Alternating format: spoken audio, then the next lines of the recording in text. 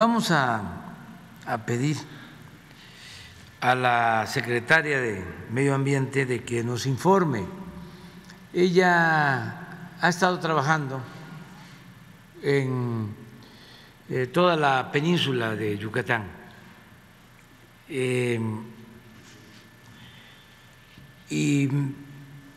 me informan que ya se han clausurado 5 granjas y se está haciendo un trabajo. Tenemos que cuidar la península porque es un medio ambiente muy rico en flora, en fauna, los ríos subterráneos, los cenotes, y es pues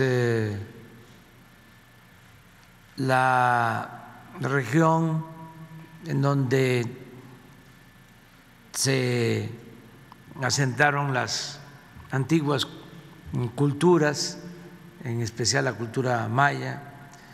Hay muchas riquezas naturales y bellezas turísticas, tanto en la parte del Golfo como ya en lo que tiene que ver con el Caribe, aunque ya no corresponda del todo a Yucatán, pero sí Río Lagarto y toda esa región, puertos, el actual puerto de Progreso, Cizal, todo eso que es muy bello. Y lo que hablas de cenotes, de los ríos, y buscar el equilibrio, porque se desarrolló mucho lo de las granjas de cerdos, la porcicultura en Yucatán. Es una historia que tiene que ver con una tradición alimenticia de toda esa región, que incluye Cuba, que incluye la península de Yucatán, Tabasco, Campeche, desde luego, y no había mucha demanda mejor dicho, no había producción de cerdo suficiente para la demanda. Y primero en canoas se compraban los cerdos de Chiapas y de Tabasco para llevar a Yucatán. Pasó el tiempo y ya con la carretera pues se llevaban los cerdos de Michoacán, del centro del país, que eran las zonas productoras de cerdo. Y de repente, por el puerto de Progreso, con la entrada de alimentos, empiezan a crearse las granjas de cerdo y además se protege el mercado. No podía uno entrar a Yucatán con un sándwich o una torta, algo que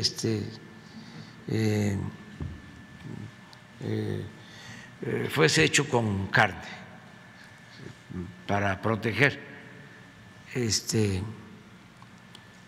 su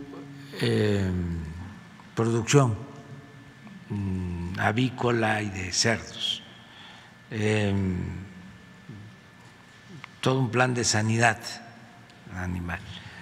Pero lo cierto era de que mientras los neoliberales abrían las fronteras de manera indiscriminada, sin límites estratégicos de ningún tipo en Yucatán, se protegían las fronteras, se cerró y creció la industria porcícola, al grado que de comprar los cerdos del centro y otros estados del sureste, ahora son los que venden. Y exportan. Eso, y exportan. Pero ya se está rompiendo el equilibrio y sin todo hay que buscar el desarrollo sustentable, no afectar el medio ambiente. Entonces, esa es la labor que tiene que hacer la Secretaría del Medio Ambiente. Sí son empleos, pues es producir alimentos, pero hay que procurar no dañar el medio ambiente. En todo hay que actuar de esa forma. Los ambientalistas que están en contra del Tren Maya, pues son falsarios, no son auténticos, ¿no? Hasta me dio gusto que reconozcan que utilizaron un video que no tiene que ver con el Tren Maya. Es importante, pues, que ellos acepten que mintieron. Y aquí vendría la pregunta: si ese cenote apuntalado con concreto, a ver, no es del Tren Maya, ¿quién fue el que lo hizo? Yo más o menos tengo una idea, pero se las voy a dejar a ustedes de tarea, porque ustedes son mirones profesionales y van a hacer la investigación. Entonces, tenemos que cuidar el medio ambiente. Y en el caso de Calica, pues también ya estamos buscando un acuerdo con ellos. Son 3 opciones. La clausura, porque ya no se permite que extraigan material. Que eso ya no se puede permitir. Que tienen muchas influencias en el Departamento de Estado, porque es una empresa que se llama Vulcan, es de las empresas constructoras más importantes de Estados Unidos, pero yo creo que hasta los mismos accionistas de Vulcan van a entender que esto no es posible. No puede haber un doble discurso de decir que nos preocupa el cambio climático y que estemos haciendo esta destrucción. Entonces, si se van a tribunales, porque además hay denuncias, pues vamos a tribunales y vamos a hacer la denuncia formal en organismos internacionales. A ver qué va a hacer los de la ONU, a ver qué va a hacer Greenpeace, que nos ayuden en esto. Esa es una opción. Sí.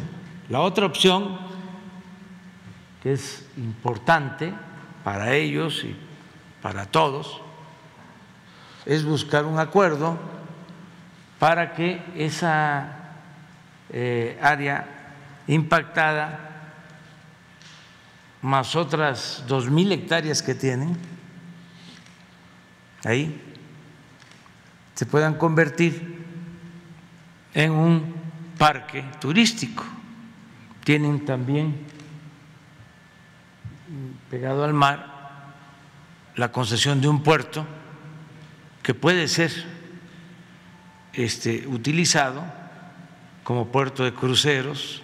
Estamos hablando de una de las zonas más bellas del mundo en cuanto a playas, el Caribe. Eso es lo segundo. Y lo tercero es que les compramos el terreno completo. Hacemos un avalúo de cuánto cuesta y tenemos recursos para convertir eso en un parque natural. Toda esta zona, esto es importante también que la gente lo sepa,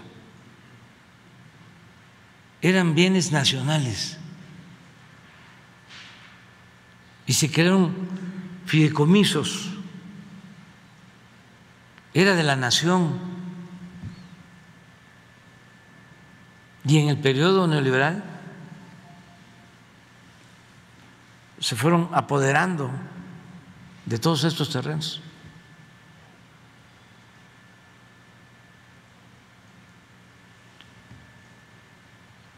Pero bueno, ya no nos vamos a meter a hacer una arqueología de lo agrario. Ya se tiene que respetar la posición, lo que ya se llevó a cabo desde el punto de vista jurídico, aunque la verdad fue un gran abuso. El periodo neoliberal es sinónimo de saqueo. Salinas reforma el artículo 27 de la Constitución y ahora, aunque les parezca increíble, hay ejidatarios que son dueños de 5, de 10,000, de 20,000 hectáreas. Claro, no campesinos, sino los que compraron grandes extensiones de terreno, porque Salinas puso al mercado las tierras ejidales con la reforma al 27. Entonces, bueno, ya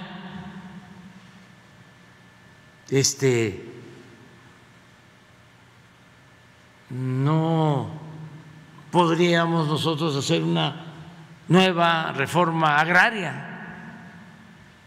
No estamos planteando eso, pero que se detenga el saqueo, porque parece que no tienen llenadera. O sea, quieren seguir destruyendo al país, actuando de manera egoísta.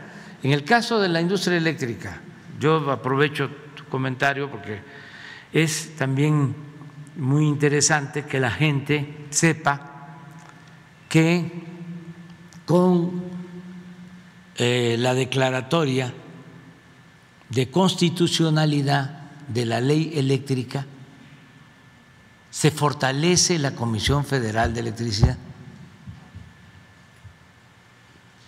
Ya logramos nuestro propósito, aún con el rechazo de la reforma constitucional. ¿Cómo se declaró constitucional la ley eléctrica que presentamos inicialmente? Ya con esa ley que se elevó a rango constitucional, con los artículos de esa ley, que los vamos a dar a conocer aquí, ya la Comisión Federal de Electricidad puede poner a producir todas sus plantas, que no podía hacerlo. y puede ya despachar energía, pasar del 38% al 55%. Eso es lo que se logró en una primera etapa legal, porque de las cerca de 200 plantas que generan energía eléctrica de la Comisión Federal de Electricidad, no se podían utilizar alrededor del 70%. No podían utilizarse. Y ahora se van a poder utilizar todas las plantas, todas las hidroeléctricas.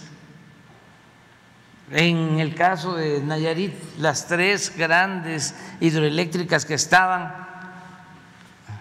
subutilizadas, imagínense cuánto costaron.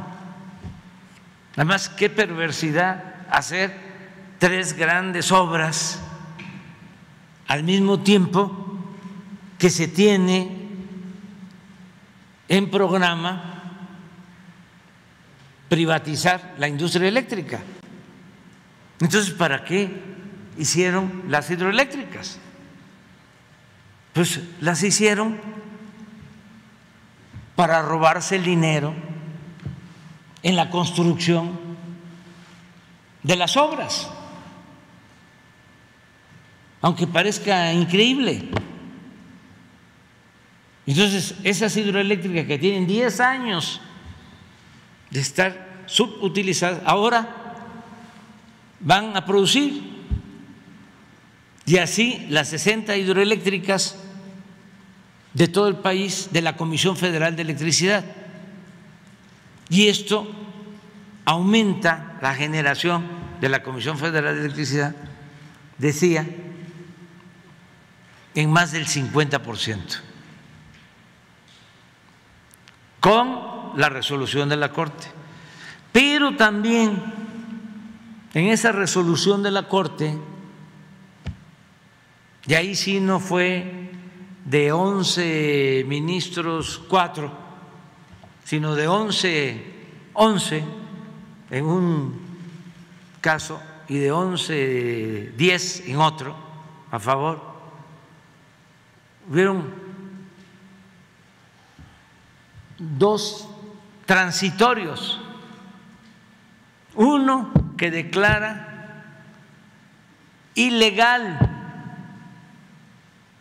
el autoabasto,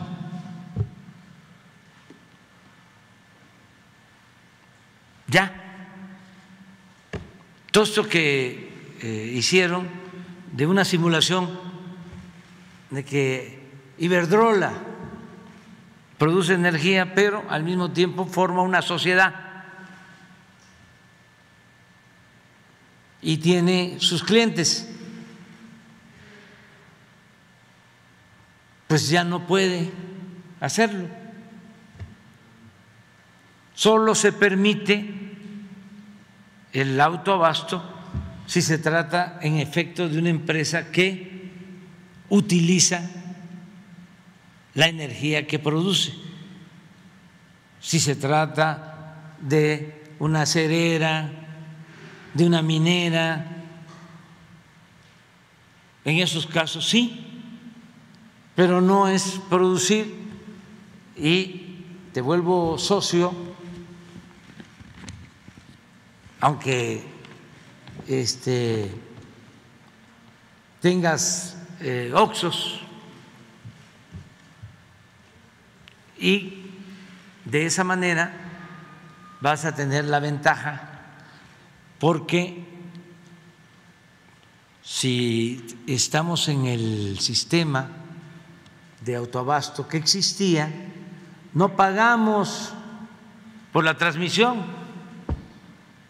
Habían abusos de que una planta termoeléctrica en Tampico exportaba energía eléctrica a Guatemala y no pagaba nada o no paga nada por la transmisión,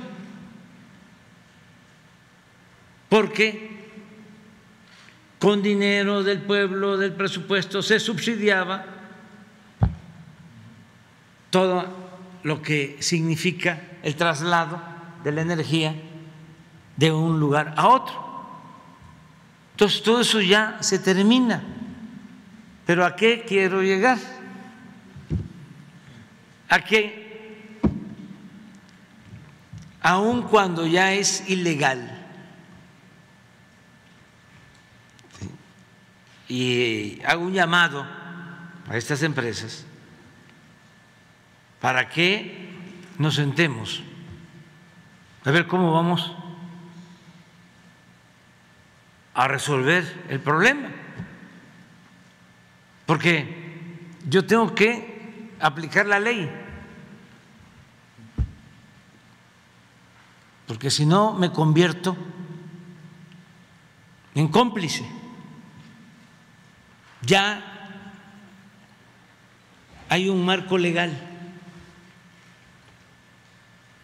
Entonces, no es de que yo presente las denuncias penales correspondientes a estas empresas, que son no muchas, las más importantes deben de ser 10, 20, claro que dan el servicio a 70,000, pero son 20, la mayoría extranjeras. Entonces, ojalá y ya empiecen a revisar con sus abogados lo que resolvió la Suprema Corte, para que se entienda de que ya es ilegal, que es un fraude ese mecanismo de autoabasto que crearon, que es como una especie de mercado clandestino, informal, ilegal. Entonces, tenemos que hablar. Yo no puedo hacerme de la vista gorda, no lo voy a hacer, pero también no quiero que lo primero sea las demandas penales. Lo primero es un llamado a sentarnos al diálogo. Estoy terminando de hacer el análisis de quienes están en la ilegalidad completa, que violan la Constitución. Entonces, vamos a buscar un proceso de transición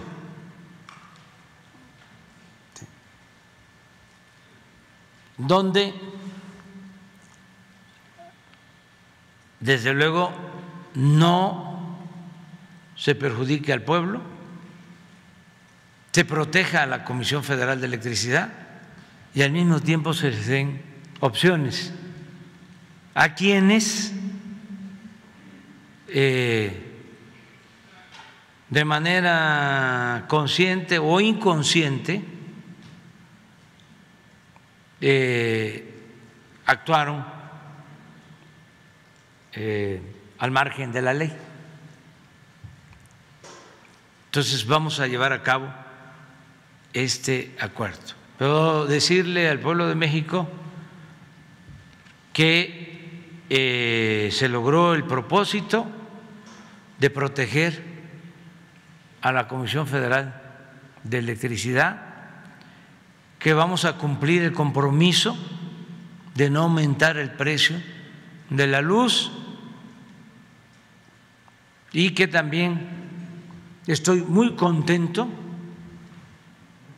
porque se nacionalizó el litio.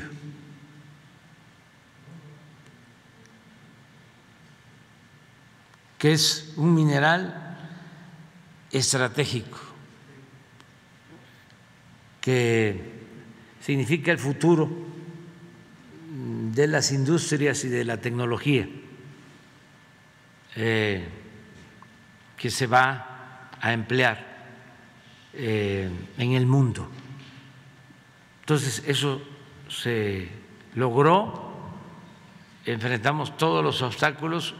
Quiero mandar mi agradecimiento a los legisladores, diputados, senadores que apoyaron la reforma en materia de minería para que el litio sea propiedad de la nación y que no se cometa ningún abuso, de que ningún país extranjero, ninguna empresa, ninguna corporación foránea quiera apropiarse de lo que es del pueblo de México. Yo pienso que vamos a empezar ya dentro de una semana, 15 días, vamos a empezar a hablar sobre este asunto, pero ya estoy llamando al diálogo y les estoy pidiendo a los accionistas de las empresas, responsables de las empresas, gerentes, que empiecen ya a llevar a cabo consultas con sus abogados, nada más que sean abogados serios, que no les estén mintiendo, porque ya es cosa juzgada. Lo que se hizo en la Corte fue un análisis artículo por artículo. Y entonces, cuando un artículo se aprueba por unanimidad, ya no hay amparo que valga. Pueden hacer estrategias, tácticas dilatorias, pero ya es algo resuelto, en definitiva. Nosotros vamos aquí a presentar en qué consisten estos artículos para que todos sepan cómo quedó el marco legal. Fue un triunfo, pensando en el interés público, pensando en el interés general, en el interés del pueblo, en el interés de la nación. Se triunfó. Y lo del litio ya fue un complemento, algo que nos va a dar también mucha tranquilidad, porque no saben las presiones del litio, por el litio. Y aquí lo resolvimos sin problema, hasta nos ayudaron los… Bueno, no voy a… En una segunda